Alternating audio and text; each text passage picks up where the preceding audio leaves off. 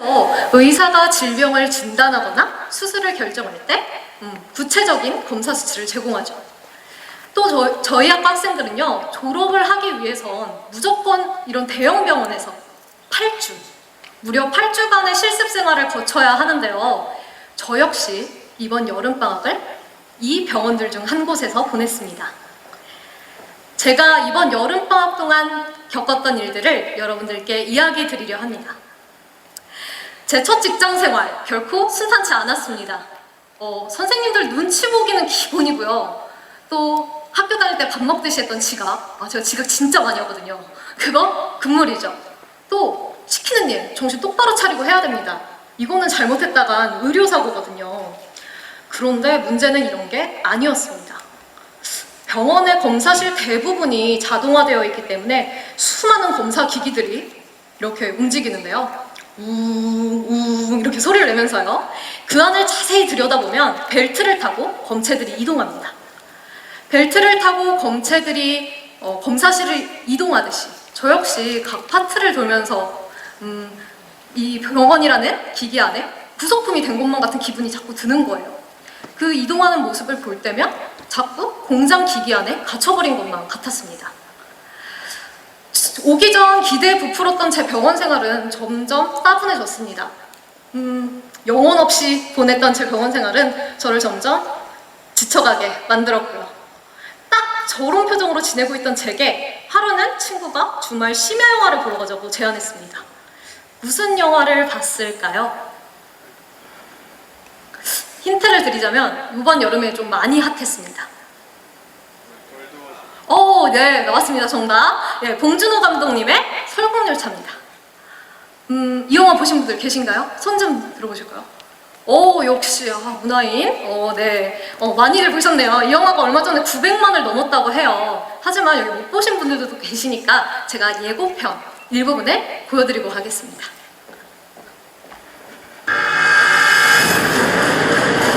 Passengers, as in the beginning, I belong to the front. You belong to the tail. Keep your place.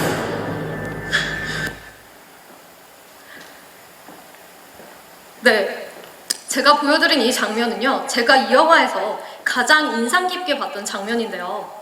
이 영화의 밝혀진 줄거리를 간략하게만 말씀드리자면 이 영화에 등장하는 사람들은 빙하기에서 살아남은 사람들로 상위 계층은 열차의 앞쪽 칸에, 하위 계층은 열차의 꼬리칸에 탑승하게 됩니다. 이 열차가 일종의 작은 사회인 셈이죠.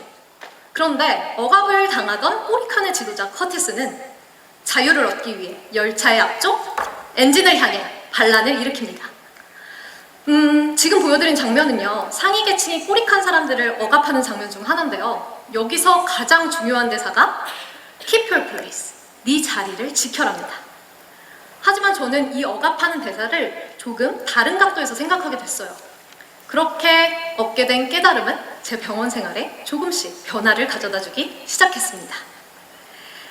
깨달음을 얻은 주말을 보내고 병원으로 돌아온 저는 또 여느 날처럼 지각하지 않기 위해 아주 열심히 병원 앞 건널목을 달렸습니다. 그놈의 지각. 그런데 갑자기 제 옆에서 하는 소리가 들리는 거예요. 빠르게 달려오던 자동차가 제 바로 옆에 와서 급정거를 한 겁니다. 저는 너무 깜짝 놀라서 들고 있던 가방을 다 떨어뜨렸어요. 이 차가 그냥 멈춰선 것이 아니라 이 차를 멈출 수 있게 도와주신 분이 한 분 계셨는데요. 그분은 병원 앞에서 화려한 수신호로 주차장 안내를 하시는 주차장 안내원 아저씨였습니다. 멀리서 달려오는 자동차와 허겁지겁 달려오는 저를 동시에 보시고는 평소보다 더 큰 액션과 또 세게 부는 호루라기 소리로 차를 멈춰 세우신 겁니다. 그분이 없었다면 저는 지금 이 자리에 서 있지 못하겠죠. 사실 제가 출근할 때마다 이분을 뵙기는 했어요. 그런데 이분이 병원에서 아주 큰 역할을 맡는다거나 책에 깊은 인상을 주신 분은 결코 아니었습니다. 그냥 항상 병원 앞에 서 있는 한 사람일 뿐이었죠. 하지만 이분이 저를 구해주심으로 인해서 그분이 왜 그곳에 계실 수밖에 없는지 이유가 드러난 겁니다. 한편 병원에는요, 이렇게 주차장 입구 말고도 항상 사람들이 서 있는 곳이 참 많은데요. 그 중에 대표적인 곳이 로비의 안내 데스크입니다. 이렇게 방긋 웃는 얼굴로 이렇게 맞이하고 있어요, 사람들을. 보통 병원에 방문하는 사람들은요, 여기를 보면 병원에 들어서자마자 보이는 얼굴, 병원의 얼굴 같은 곳이라고 생각하기 쉬운데요. 저도 역시 이 사건이 있기 전까지는 그랬습니다. 한 번은요, 체열실에서 있었던 일입니다. 체열실은 환자의 대부분이 진단을 위해 꼭 거쳐가는 곳인데요.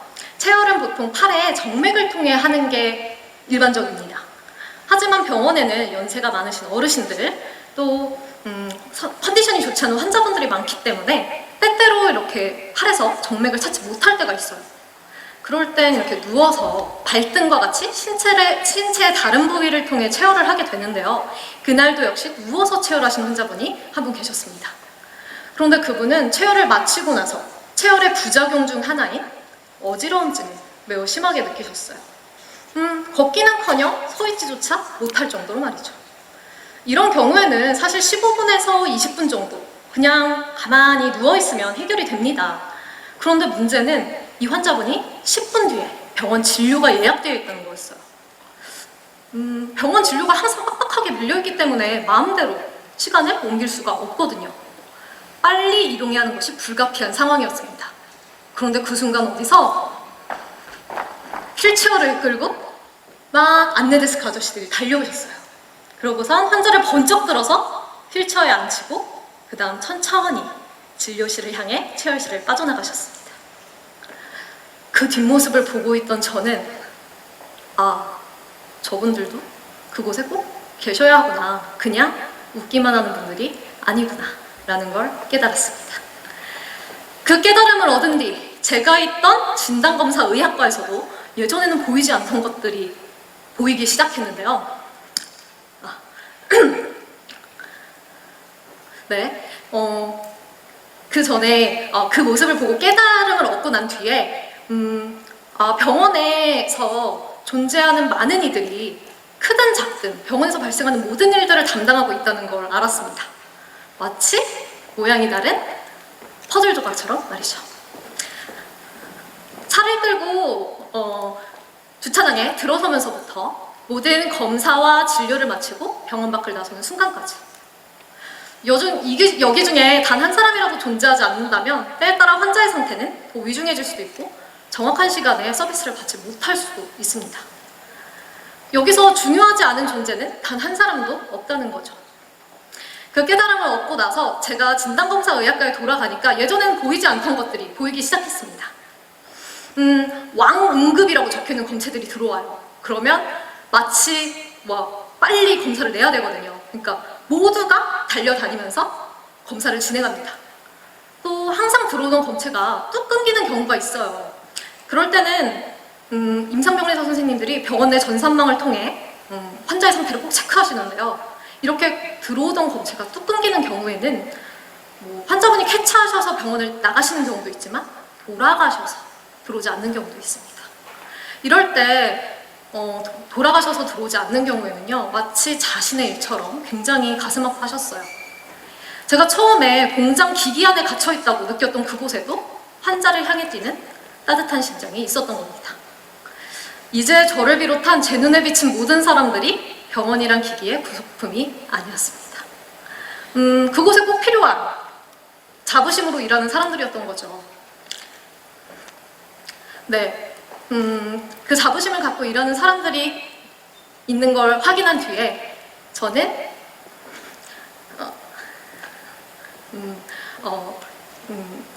저 역시 그 병원에서 일하는 것에 굉장히 자부심을 느끼게 됐습니다.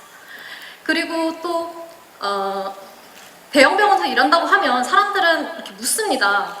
너 혹시 의사니? 야, 멋있다. 너 간호사니? 너 그것도 멋있다. 하지만 아닙니다. 병원에는 그분들만큼이나 중요하신 분들이 너무나도 많았습니다. 다시 제게 깨달음을 줬던 설국열차로 돌아가서요.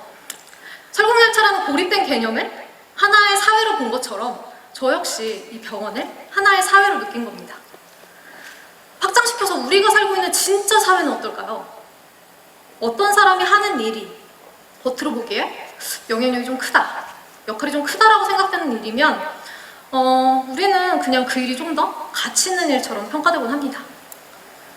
하지만 봉준호 감독님이 이 영화를 통해 전하고자 했던 메시지는 차별, 분노, 신분 상승의 욕구에서 역설적이게도 공존, 행복에 대한 희망을 통해 나아갑니다. 우리가 살고 있는 이 세상도 사실 이 영화의 배경이 빙하기와 다를 바가 없기 때문이겠죠.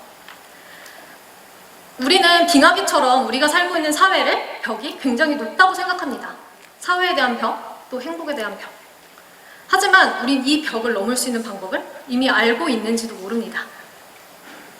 이 꼬마이처럼 말이죠. 선생님께서는 세상에서 행복한 삶을 누릴 수 있는 사람은 100명 중에 1명, 단 1%뿐이라고 말씀하셨는데요. 왜 그렇죠? 그게 너희들이 살고 있는 현실이니까. 저는 꼭 그렇지만은 않다고 생각합니다. 어째서?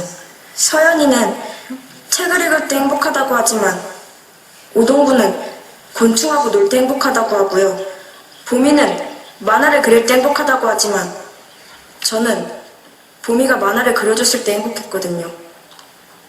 행복은 딱 정해진 건 아니라고 생각합니다. 친구들이 다 다르듯이 친구들마다 행복도 다 다르니까요. 그러니까 25명이 있는 우리 반에는 25개의 다른 행복이 있지 않을까요? 그런 거라면 전 우리 반 25명 모두 행복해질 수 있다고 생각합니다. 네, 사실 우리가 모두 다르다는 사실을 이미 알고 있습니다. 모두가 병원의 의사가 될 수는 없는 노릇이고 또 모두가 의사라고 해서 행복하다는 보장은 없으니 말이죠. 그래서 저는 여름방학 동안 느낀 것들을 여러분들과 함께 느끼고 싶습니다. 자기 자신을 좀 더 가치 있는 존재로 여길 것. 내가 이곳에 존재함에 분명한 이유가 있음을 깨달을 것. 내가 필요한 곳에 있음에 좀 더 자부심을 느낄 것. 그 자부심 속에서 나만의 행복이 있다는 희망을 버리지 말 것. 그 희망으로 좀 더 당당하게 매서운 세상에 맞설 것. 저는 그래서 영화와는 다른 의미로 여러분들께 말씀드립니다. 당신이 존재하는 것만으로도 그 자리는 필요합니다. 당신의 자리를 지키세요. Keep your place.